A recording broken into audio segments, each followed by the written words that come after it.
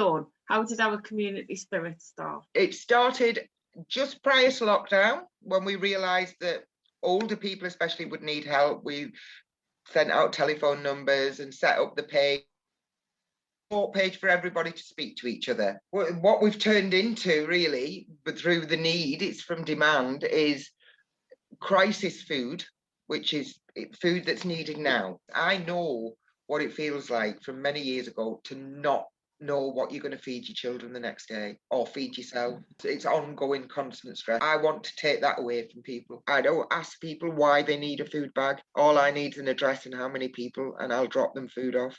People don't ask for food unless they need food. All this is done by the community group itself. It's a private group. We've not opened up to the public, so we're all members of the group. We're saving loads of stuff from landfill. We're making new connections between neighbours who didn't know each other prior to this, who are now swapping children's clothes. We've set up children's clothes swap groups, so people know every season they will now send a box to another person who they know has got a child who's 6 months younger, etc. So that's where we're at now. We're dealing more with people who were self-employed or had good jobs and have been managing on 80% and have had no help since last March.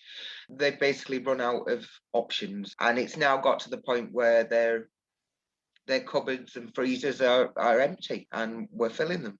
The thought that people are going hungry or not eating to make sure the children eat is beyond upsetting, and I'm not willing to sit back and let people be in that situation. The biggest problem is probably the 0 hours contracts and the universal credit fluctuation. Those are the 2 points that come up more than anything else. We also have the, as I've said, young people especially.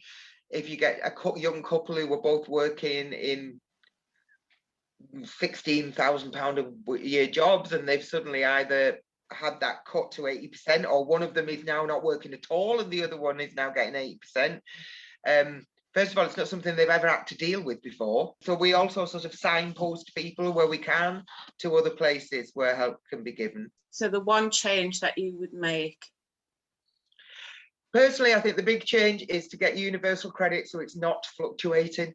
Whether that is simply employers taking a bit of responsibility and changing their pay structure to bi-monthly and monthly instead of 4 weekly or fortnightly, or whether it's the government putting an algorithm, which wouldn't be difficult, into the system so that people get the same amount each month. Whatever net is put in place, there's always people fall through it, and I want us to catch them.